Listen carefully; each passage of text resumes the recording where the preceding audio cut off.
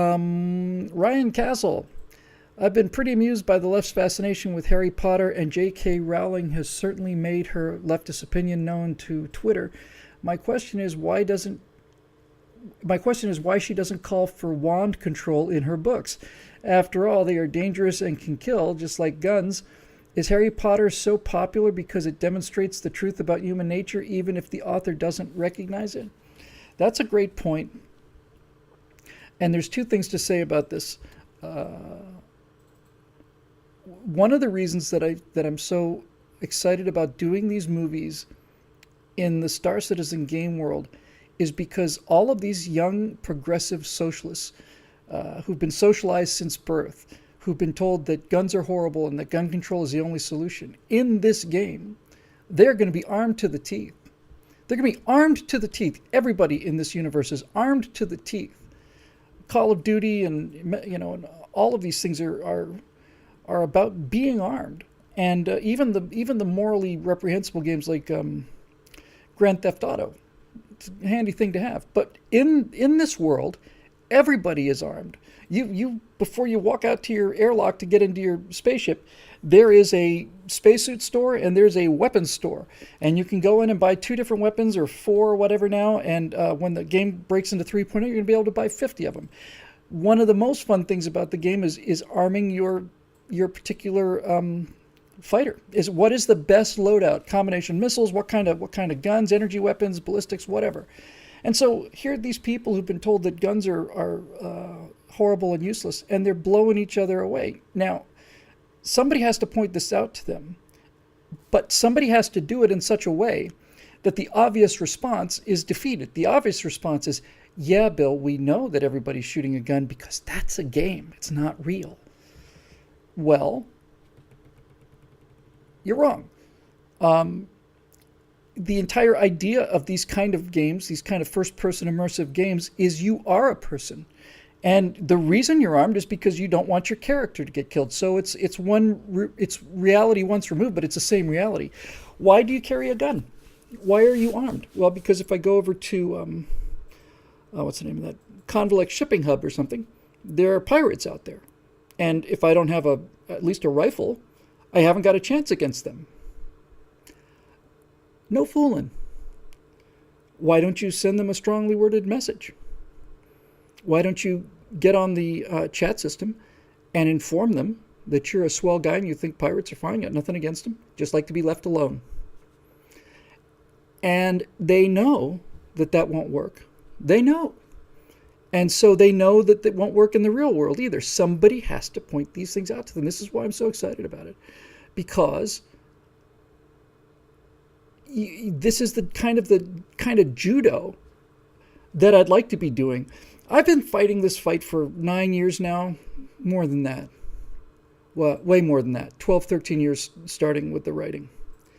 And the entire time, you and me, all of us, all of the conservatives have been standing on the beach with these waves coming in. We're up there, up to our knees, then our waist, then our shoulders, then our neck in water, and these waves just keep bashing us in the face, and we just have to stand there and try and stop this tide. We're sitting simply trying to stop this tide, this flow. And the essence of judo is not that judo was invented so that a little man could beat a big man. And so the people who invented judo understood that the little man is not going to be able to overpower the big man. He simply can't just stand there and face this guy like sumo wrestlers. He's a little guy, the other guy's a big guy. So how do you beat a big guy? How do you do it? And the essence of judo is you use their own strength against them.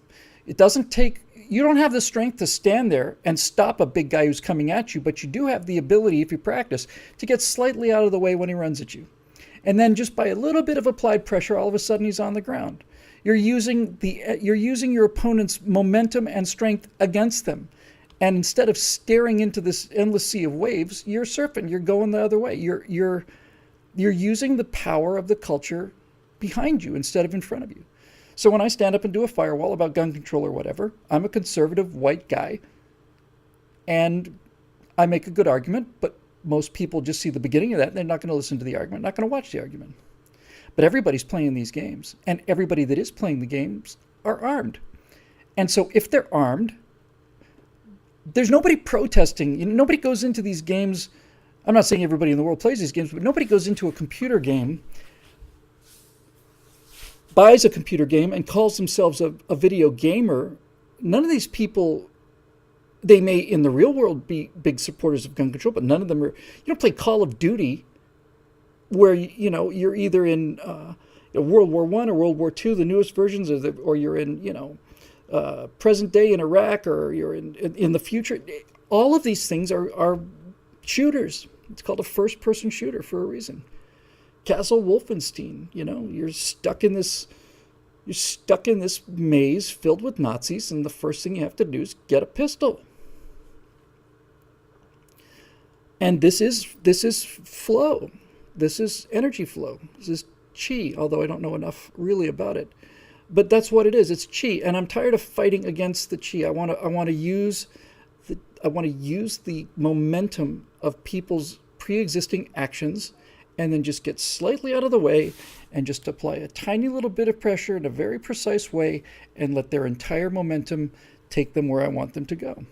They're playing games, they're shooting, they're armed, they like it, and they understand why they're armed. They understand that because it's a game, this is the interesting point. I haven't really thought about this before, to be honest with you.